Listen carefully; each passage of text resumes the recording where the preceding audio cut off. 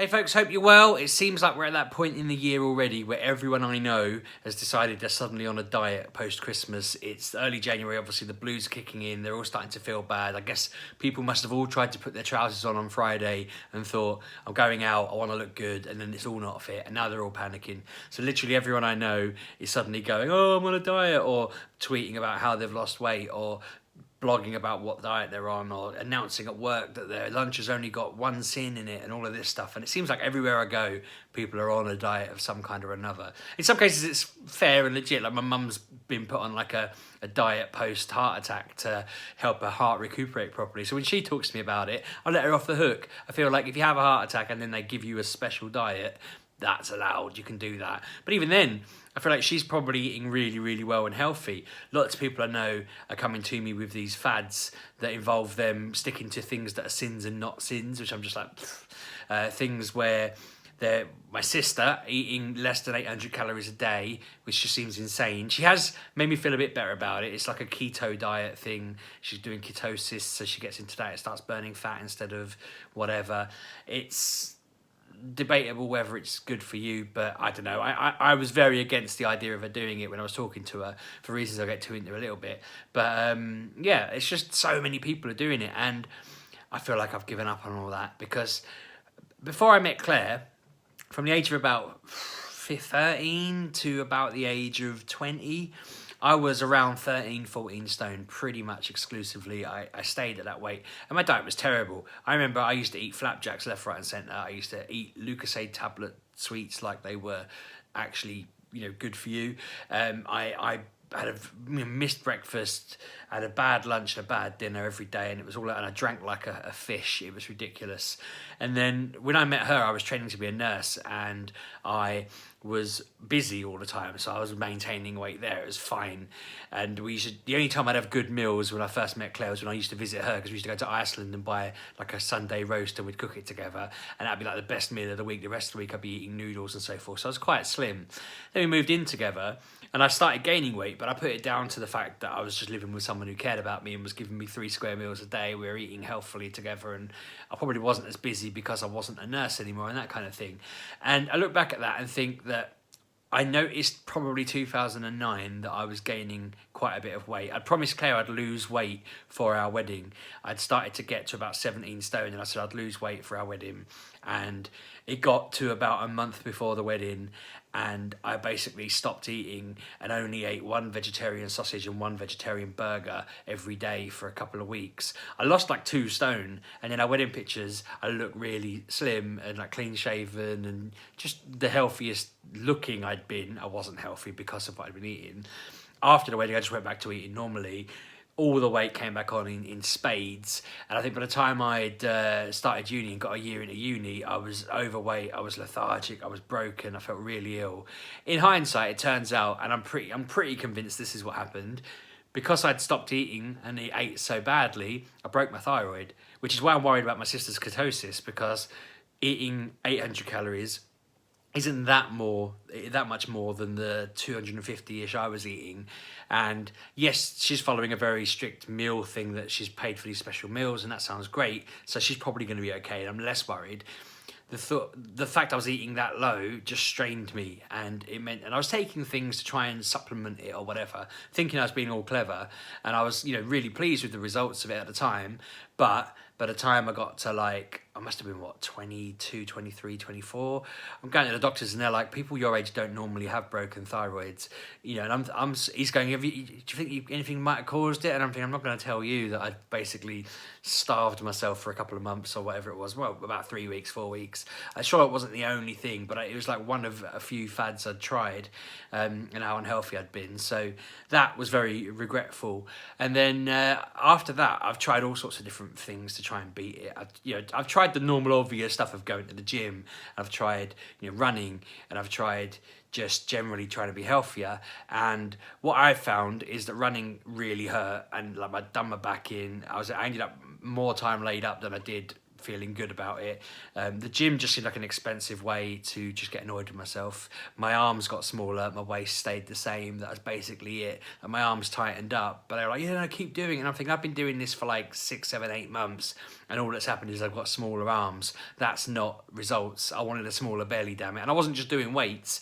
You know, I was doing swimming, I was doing the rowing machine, I was doing the exercise bike and all that, running on the running machine, and it just nowhere. So I just thought, I don't enjoy it, screw that.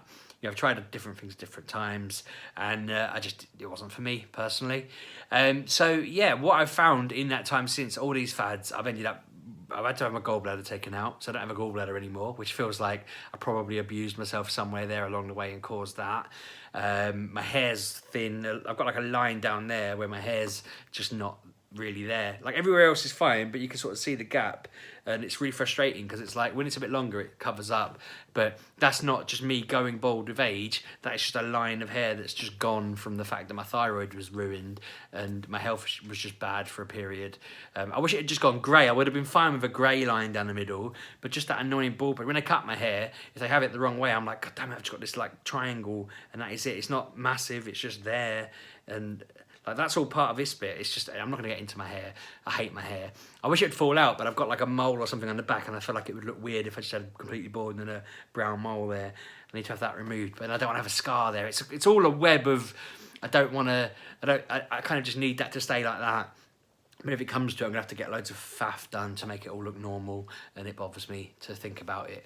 But yeah, everyone seems to be going through these, like, the sin thing doesn't work. I tried that before where you stick to certain things, but what they do, and I was trying to explain this to my colleague, they tell you, oh, you can have as much pasta and as much of certain cheeses as you like. So then she eats all the pasta and cheese she can possibly fit in a plate or whatever. And I'm like, there's no incentive for them to give you good advice. That's how I see it. I might be wrong. And I get that certain foods, like lettuce, if you eat a house full of lettuce, you're not going to put on weight. But, you know, eating a massive plate of pasta with some sort of cheese on it or some sort of sauce on it is not going to help at all. That's just carb, carb, carb, whatever. And I was trying to say to her, without being too mean, that we know people, we have mutual people we know that have been doing these sorts of diets for as long as we've known them, and they're always bringing out these ginormous plates of salads that are piled up like that high with all sorts of stuff on them, and they've never changed, they've never lost weight. They're no different from the day we met them. And I'm trying to be polite and say to them, why are you following this advice of something where you have to pay to do it? And if you lose all the weight, you won't be paying them anymore. There's no incentive. It doesn't make sense. And they've just carried on with that. So then when my poor sister's telling me about her bold new plan, I'm just like, again, no. But again, I feel like she's convinced me enough that hers is short term and will have an impact, which hopefully kickstarts her forward a bit. I don't know what the answer for me is ever really. I'm not doing fad diets anymore. I feel like I've given up meat.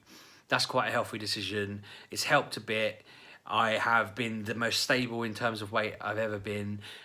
Basically, after uni and after doing my teacher training and everything, as you all know, I left that, had depression for like 3 years. I went from 18 stone to like 23 stone. It was like ridiculously uncomfortable. I managed to go from 23 stone back to just over 19 and feel very comfortable with that. It's not great. It's still like 5 stone heavier than I was when I met Claire. I'd bloody love to get back to 14 stone at some point in my life, but I feel like the only way that's going to happen is with some awful bout of like pneumonia or something terrible that I don't want, because just diet and exercise isn't going to happen. It's just not. It's just not. I'm like mid-30s now. I've accepted that's not me. I'm this now. But on the plus side, I've had to go for regular checkups. I have regular blood tests. I've had a heart scan, I've had a liver scan, I've had a brain scan, I've had my lungs looked at. Everything's been looked at over time because of the problem with my testosterone jabs that I was having before that when I was trying to diagnose it. And they've said all of them are healthy. They were kind of shocked. They've always said my blood pressure's better than they'd expect it to be for someone my size. Cholesterol was a little bit up, but the fact that I've not eaten meat in a year suggests that should have gone down. I keep meaning to ask them. They've never mentioned it. They mentioned it once. Every other blood test has never come up. So I don't know what to think there. But essentially, the last time when I was having the migraines and I went into hospital, they were like, everything just seems spot on. They were like, everything just seems exactly where it should be, within the right ranges. As far as we're concerned, you're healthy. And I'm just like, yeah. So people who quite often like to call me fat and mock me for my weight can get lost, because quite frankly I'm healthy. And yeah, everyone could do with losing a bit of weight, and I know that having a belly like this isn't great. I'm not standing here going, oh, you know, fat pride or something. I get it. I could be healthier. If we were having a foot race, I'd lose it. You know, I couldn't do 20 minutes on a football match, let alone 90 minutes. But, you know, I'm not really interested in that. I'm not getting in foot races. You know, I'm not likely to, unless World War free kick stuff, I'm not likely to have to run along the front lines. There's not often in my life when I have to go for a sprint. I don't like running. It's not fun. And it's not about it like feeling uncomfortable or hurting or whatever. It's just not fun. So I don't know. This is probably the anti-diet video here. I'm not trying to advocate just being lazy and unhealthy, and I admire people trying to get a bit better after having an overindulgent Christmas. But I don't like seeing people when they say, I've managed to lose this much weight, I've not had this, that and the other, I've completely sacrificed everything. And you're like, it's not worth it. You're not here long enough to spend any days of your life, you know, sacrificing stuff and not having fun. It just seems, find something healthy that's fun, I guess, is what I'm trying to say. But just not having anything, Molly, you're being noisy, not having anything doesn't seem good. Hearing my colleagues whinge about how bad their lunch is like, I don't know what the answer is. I feel like I'm happy the fact that I've maintained a weight. That's probably my aim. And if people can just get consistently happy with what they're doing, that's great. I've got my jab tomorrow and I'm going to weigh myself when I go in there. I am kind of hoping I don't end up shooting myself in the foot here, weighing myself and finding out I've put on like a stone over Christmas, because that'd be really embarrassing. I'll tell you how I get on. I think I was like 19.4-5 last time I went in there, and that was just after my birthday. So I kind of thought, yeah, we had like a Domino's and cake and that kind of stuff. I had an unhealthy week because it's like family birthdays left, right and centre that week. So yeah, I'm expecting to have a similar result this time. But if I go in there and it's much higher, I'll be a little bit coy, I guess. But I'm not going to go running around the block left, right and centre. It's just going to run me down. We're already pretty run down. I say I've got to have the jab tomorrow, so I am knackered at the moment. Poor old Claire's really run down and feeling really exhausted. She's forgetting things because she's so busy, and it's like, come on, don't worry about it. You just chill, just calm down. Don't you take it easy. You're not 100%. I was trying to convince her to go on holiday yesterday. I said to her, why don't you go away for a weekend and I'll just watch the kids? You can go away for longer if you want, but just go and chill out on your own, have an adventure. And she was like, everyone would think, well, she was like, I can't do that. Everyone would be mortified. And I said, well, to be fair, everyone would just assume you'd had enough of me and you'd left me. And, you know, I can live with that. You'll come back. And she was like, I don't want everyone thinking that I've abandoned my family. I said, no, you kind of just need a rest, though. I kind of want to book her in somewhere and just leave her there for like overnight at least. I don't know, I might ponder and have a look for ideas. She just needs a break, bless her. I think we all do. I said to her, we need to go on holiday. Apparently I said this last year. She has the notes from when she looked this up last year, and then when she actually came to me with ideas, I was like, we can't afford that, Claire, put that away. But no, we are going away in April. Shaz, one of the viewers, she bought some vouchers, travel voucher things, which we booked a place in Cornwall. We're going to go stay down there as a family in April for a week, and that's going to be really fun. I think it's a week, 7 days, sounds right. But yeah, that'd be cool. But before then, I think she just needs to be somewhere hot, where she's fed and looked after and doesn't have to run around the house doing loads of stupid stuff. But it probably won't happen. She's just going to go to work and get more and more and more tired until the trip in Cornwall just ends up being us sleeping on a sofa for a week instead of the adventure that I want to film and have fun with. Anyway, maybe, well, as I say, maybe if we were healthier, but we do eat very healthily. We're vegetarians, so we can't really be naughty with it, can we? Cheese is the worst thing we eat, and that's apparently sin-free if it's the right cheese. Blooming sins. Anyway, gonna wrap up there. Hope you've enjoyed this rant about diets. Let me know what fads you're up to this January, because no doubt lots of you are going to tell me how the keto diet is good, bad, and different. Lots of you are going to tell me how Weight Watchers are absolutely the most trustworthy thing ever. Lots of you are going to tell me why diets are a good thing. But my response to that is going to be, I can name you probably off the top of my head at least 10 people who I've known as long as I've known them, and they've all been doing these diets as long as I've known them, and they have never, ever, ever got out of the cycle of doing them. And not to be defeatist about that, not to try and put them off the pursuit of being better, I just feel like it's obviously not the answer, it's obviously not working. Just accept who you are and live your life, and just be healthy in other ways. Just look after your heart, look after your liver, look after your lungs, look after the other parts of your body, and just assume that you're just a naturally slightly bigger person than everybody else, because yeah, shaving off a stone and then keeping it off is well and good, but trying to aim for 3 and then end up gaining 3, which doesn't, yeah, don't yo-yo between 2 stupid weights. It's not worth it. Anyway, yeah, thoughts, please, comments as usual. Hope you're all well. Thanks for watching, and I'll see you tomorrow. Cheers.